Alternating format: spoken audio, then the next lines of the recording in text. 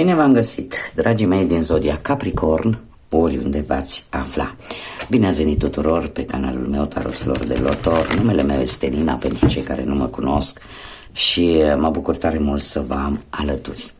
Azi voi face o lectură atemporală, fără limită de timp, o lectură pe care voi să o urmăriți oricând doriți sau atunci când apare în viața voastră. Desigur, dragilor, nu uitați că voi sunteți stăpânii propriei voastre vieți, așa că vă rog să luați decât acele mesaje care rezonează cu voi, iar restul lăsați-le să zboare în univers, pentru că sigur sunt pentru alte persoane care au probabil o anumită conexiune cu Zodia Capricorn. Desigur, dacă nu veți rezona cu această lectură, puteți viziona celelalte zodii care pot reprezenta pentru voi ascendentul, Luna, Venus sau oricare altă planetă importantă pentru voi din cartea voastră astrală. Așa că, dragilor, haideți să începem și să vedem pentru toți cei care aveți Soare, Lună, Venus, ascendentul în Zodia Capricorn, ce energie am pentru voi, care este energia voastră, dragilor. Ia să vedem. Și avem fantoma sau fantasma trecutului, o întoarcere de un moment în trecut. Și ce să vezi, avem chiar și 42 care prin reducere ne dă un 6 și chiar ne vorbește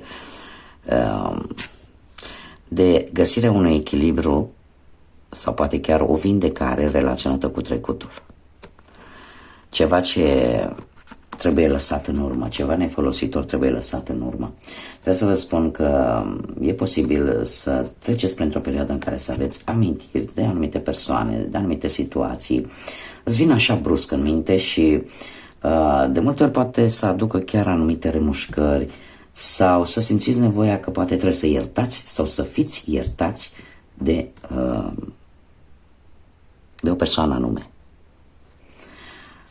Cumva vă dați seama că totuși nimeni nu este perfect, nici voi și poate nici persoana care poate așteaptă iertarea voastră. Haideți să vedem ce ne zice tarotul și să intrăm așa un pic în pâine, să vedem ce ne zice tarotul vis-a-vis de viața voastră profesională. Și avem un as de cupe, un as de cupe care îmi vorbește de șanse noi, de avansări posibil, de un nou job poate pentru unii dintre voi. Haideți să vedem ce cărți ne mai ies. Și da, avem și un 8 de monede. Sunteți foarte atenți la tot ce faceți la locul de muncă. Sunteți foarte și aveți o voință de fier și o disciplină de fier cu împăratul aici. Dragilor, pe partea asta profesională, așa cum bine v-am spus, avem noi șanse, posibil noi avansări sau un nou job. Cert este că avem acest 8 de monede care îmi vorbește despre foarte multe responsabilități pentru unii dintre voi, care ți se vor da, dar pe care le vei duce la bun sfârșit așa cum trebuie. Împăratul vine și el cu foarte multă logică, foarte multă rațiune, dar și cu rezultate pozitive. De ce? Pentru că sunteți foarte ordonați, sunteți foarte, cum să zic eu, respectați foarte mult regulile. Tocmai de aceea, probabil că vi se și dă mai multe responsabilități la locul de muncă, iar dacă vorbim de un job nou sau poate erați în căutarea unui job, el va apare. Va apare și aș spune eu că acest job îți va pune la probă anumite abilități. Da, va fi un job care va cere foarte multă exigență, foarte multă disciplină. Nu știu dacă e posibil pentru unii dintre voi să fie vorba de ceva legat ori de armată, ori de pompieri, ori de chiar și de mai mult astea spune care folosesc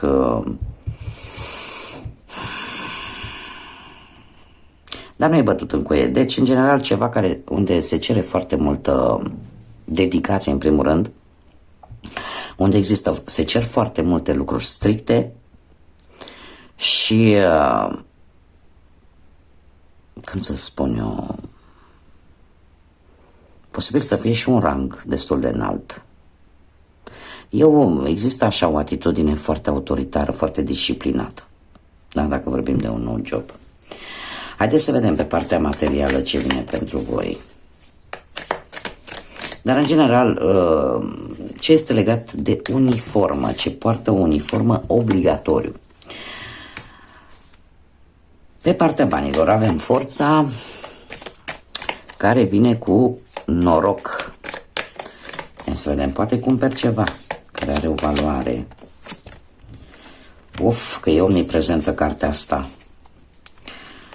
O teamă vis-a-vis de acest obiect care vreți voi să luați de o anumită sumă de bani. Dar nu trebuie să vă mai fie, pentru că, haideți să vă spun un lucru. Optul de spade este cartea care în general îmi vorbește de imaginație foarte bogată. Un autoblocaj, pentru că acolo în creierașul vostru vă faceți tot felul de scenarii și tot felul de idei care cumva paradoxal nu au nimic de văzut cu realitatea. De multe ori nu au nimic de văzut cu realitatea.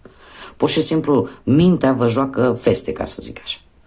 Sau imaginația voastră prea bogată vă joacă feste. De ce? Pentru că avem și un rege de cupe. Avem un rege de cupe care îmi vorbește tare mult de, cum să spun eu, ce s-a dat se va întoarce. Dacă tu ai ajutat pe cineva la un moment dat, por arte de magia, cum spun spaniolii, da? Prin o artă a magiei, cumva ți se întoarce înapoi. Și atunci toate aceste gânduri negre pe care vi le faceți voi și scenarii rămân la faza de imaginație și cam atât. Aveți un noroc care vine în viața voastră. Și acest noroc e posibil să fie tocmai această, poate, sumă de bani pe care voi ați dat-o mai de mult și care cumva vi se întoarce înapoi. Poate pe o altă cale, dar vi se întoarce înapoi. Iar dacă nu vorbim de o anumită sumă de bani, cu acest rege de cupe, a spune că chiar dacă e posibil unii dintre voi să faceți niște cheltuieli un pic emoționale, impulsionați de emoții, da, nu știu, să simțiți că compasiune vis-a-vis de o anumită persoană sau vis-a-vis de o anumită situație și să spui, domne, uite, ia de aici că vreau și eu să ajut. Vreau și eu să mi-aduc contribuția, da? Este un gest de a da o cantitate de bani impulsionat emoțional, din cauza emoțiilor, da? Asta ar fi una. Dar puterea, forța pe care o avem în arcanul de față, pe partea banilor îmi vorbește de noroc sau de cumpărarea a ceva de valoare. Să cumperi ceva de valoare pe care, să fiu cinstit, nici tu nu crezi că îl poți achiziționa. De ce? Pentru că îți faci tot felul de gânduri. Dar îl vei obține.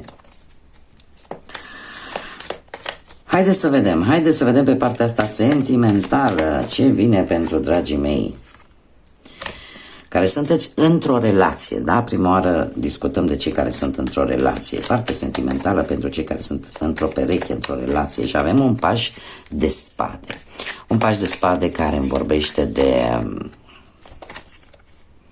și un as de spade. Bun.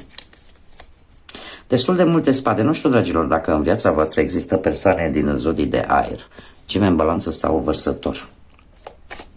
Foarte multe spade, dragilor. Pajul de spade, cum spuneam, în relație, se pare că vor apărea niște conflicte ușoare,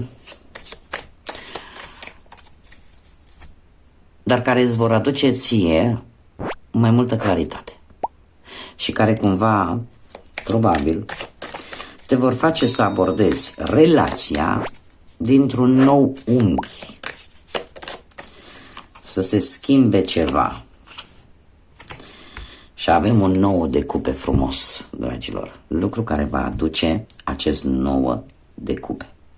Din aceste mici conflicte în relație se poate afla ceva ce nu s-a știut sau se poate găsi acea claritate mentală de care ai nevoie să rezolvi aceste mici conflicte. Pentru că ele vin la pachet cu acest nou de cupe frumos care îmi vorbește de sentimente care cresc, de o comunicare mult mai bună, de planuri în comun, de lucruri bune care vin către voi, de acea fericire de care ai nevoie. Dar probabil că știți cum e, că la supărare și la nervi atunci spunem tot ce avem de spus, ne descărcăm, dar într-un anume fel cumva parcă se pot și rezolva anumite situații. Haideți să vedem pentru cei care sunt singurei, dragii de voi din Capricorn, care sunteți singurei, Dragilor, se pare că unii dintre voi sunteți pe punctul de a părăsi, de a schimba locația, de a părăsi pe cineva și cred că vă considerați deja singuri pentru a găsi dragoste. Aveți o atracție și aici trebuie să vă spun un lucru. Ce văd eu aici? Am două variante. Prima, singurei, bun, avem un 8 de cupe, care ce ne spune? Păi ne spune că sunteți în căutare. Da? Ați lăsat ceva în urmă, o situație, o relație și sunteți într-o plină căutare de nou. Toate bune până aici, dar avem diavolul care vă reprezintă, asta înseamnă că toți sunteți niște de aia cu cornițe, nu? Vă reprezintă din cu totul și cu totul alt motiv. Da, așa cum, de exemplu, moartea e reprezentată de scorpioni, n-are nicio legătură, asta înseamnă că scorpionii toți sunt niște de aia cu coasa. Nu. Din alte criterii vă reprezintă pe voi această carte. Și anume faptul că sunteți interesați, cred că punctul cel mai important pentru voi în viața voastră este stabilitatea materială. Tocmai de aceea nu există alt motiv. Asta așa o mică paranteză ca să nu vă simțiți voi jigniți sau să nu vă simțiți ofensați într-un anume fel. Bun, deci sunteți în căutare, ați lăsat ceva în urmă și avem diavolul pe partea dragostei, care ce ne spune? Păi ne spune în felul următor, domne, e posibil să fii atras de cineva mai întâi și mai întâi din punct de vedere pasional, fizic, senzual, pur și simplu să te atragă fizicul acelei persoane. Să nu fii atras nici de emoții, nici de sentimente, nici de ce caracter are, pur și simplu. Să fii atras de cineva pentru felul în care arată din punct de vedere fizic sau să simți așa o atracție magnetică pe partea asta pasională, intimă. Și e posibil ca mai întâi chiar să aibă loc o apropiere chimică între voi, fizică. Dar ce frumos, pentru că după avem acest 2 de cupe. Atracție fizică ca atracție fizică, dar abia după aia se instalează și sentimentele. Și trebuie să vă spun că nu o să fie sentimente numai din partea voastră, vor fi sentimente din partea amândorura. Și din partea voastră și din partea persoanei respective. De ce? Pentru că 2 de cupe îmi vorbește de o iubire pasională, emoțională și profund senzuală. Așa că eu zic că sunt vești bune pentru voi, dragilor, mai ales cei care sunteți burlaci sau burlăcițe. Nu știu dacă Zodia Rac vă spune ceva sau o să vă spună în curând, Zodii de apă. Haideți să vedem care este spiritul animal care vă va însoți în următoarea perioadă de când voi urmăriți această lectură. Oh, și avem ursul. Și nu orice urs, avem ursul grizzly, care ne vorbește despre putere. Da, este ursul nord-american, cel mai mare, din câte știu eu, care spune așa: sunt indestructibil, îmi iau în calcul intuiția și mă duc acolo unde mă ghidează. Iubesc gentilețea și am o putere și o forță reală. Niciodată nu mă dau bătut, pentru că știu că voi reuși. O energie care, sau un spirit care te va însoți în această următoare perioadă în așa fel încât să îți dai seama că ai tot ce-ți trebuie. Ai forța necesară să reușești în ceea ce tu ți-ai propus și să nu te lași bătută sub nicio formă. Da? Să inspiri așa un fel de autoritate. Iar acolo unde intri să să faci ca lumea să întoarcă capul după tine. Și chiar să te admire, de ce nu? Haideți să vedem ce mesaj are o fazele lunare pentru voi, dragilor. Lună nouă în Taur. Cunoașteți valoarea. Cam același lucru, să-ți cunoști valoarea. Acum, dragilor, lăsăm toate aceste lucruri la o parte. Referitor la această energie,